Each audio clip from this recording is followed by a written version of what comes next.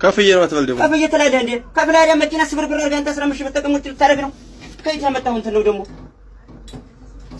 መጀመሪያ ላይ የሚሉን ሰምተህ መንጃ ፈቃድ ለማውጣት ማለት እንደ ሌሎቹ ማርሽ በትክክል ማስገባት አለብህ።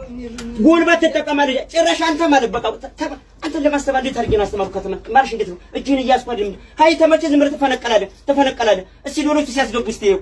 እሺ ጧት በነቀሉት ታዲያ አሁን ብቻ አልመጣ እንዴት አድርገህ ነቀልከው? ቀስ አድርጋችሁ አስገቡ። በቃ ዋርኒንግ ሰጥቷችሁ በቃ ቀስ አድርጉ ሁሉ። አንተ ትሰማለህ? ጉልበት ነው የምትጠቀም። ሀይ ትለቃለህ፣ ከይ ትታገላለህ። ቱሪሲውን በደንብ አፈና ማርሽ አታስገባ። ያቀም በላይ ነው በቃ ምክንያቱም ማርሽ በትክክል ማታስገባ እኮ ነቃቀልከው። ይኸው እያዩ ነው። ስለዚህ እኔ አንተ ጋር እንትን አለንም በቃ ሪፖርት አደርጋለሁ። ማርሽ በትክክል የምታስገባ ከሆነ ቀዚህ ፍሪሲውን የምታፍቅ ከሆነ ድምጽ ማይኖር ከሆነ ትሰለጥናለህ።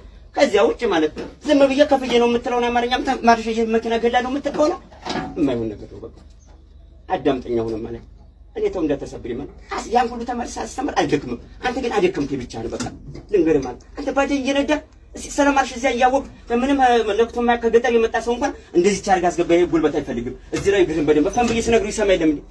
አንተ የምትጠቀመው በራስ እንደ እውነት እፋን ያን እጅህን ጉልበት አትጠቀም። ይሄንማ እንደፈለክ ነው ማለት እኮ አይደለም። ተነቃቀረ እኮ ነው። እኔ እኮ የምልህ እኮ አትማጎተኝና ማለት እኔ የምልህን ስማኝ ነው እኮ እኔ አንተ ጋር እኮ ስልጠናህን እኮ